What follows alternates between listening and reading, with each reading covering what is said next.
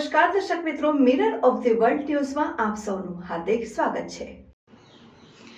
દર વર્ષની જેમ આ વર્ષે પણ મહાશિવરાત્રિ પર્વે શહેરના રણમુક્तेश्वर મહાદેવ મંદિર ખાતેથી સમયસર શિવજી की સવારી આરતી બાદ શહેરના ચારે માર્ગો પર નીકળી હતી। વર્ષ 2013થી સત્યમ શિવમ સુંદરમ સમિતિ દ્વારા શહેરમાં શિવજી की સવારીનું ભવ્ય આયોજન કરવામાં આવ્યું છે। ગત વર્ષે શિવજી की સવારીના ખર્ચને લઈને થોડું મંદુક આયોજકોને હતું, પરંતુ જ્યારે શ્રદ્ધા ભક્તિનો વિષય હોય, આસ્થાનો વિષય હોય, ત્યારે બધું બાજુએ મૂકીને મહાશિવરાત્રિ પર્વે શિવજી की સવારીના કાર્યક્રમનું આયોજન કરવામાં આવ્યું હતું।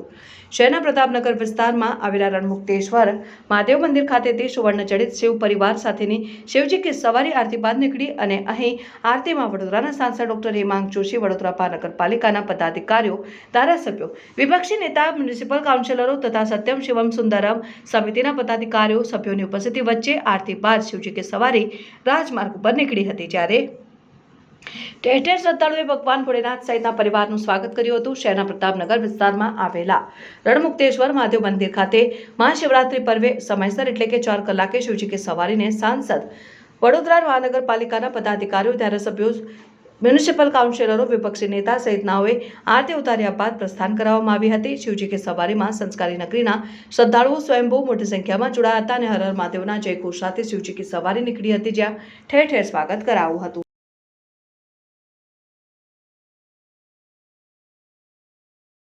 दर वर्षनी जेम आ वर्षे आ 13 वर्ष है महाशिवरात्रिना दिवसे शिवजी यात्राનું આયોજન કરવામાં આવ્યું છે।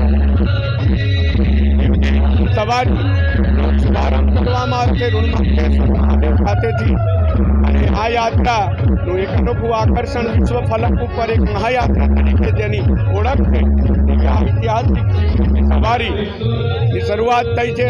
લોકોની અંદર ભારે ઉત્સાહ અને ભક્તિનું વાતાવરણ છે।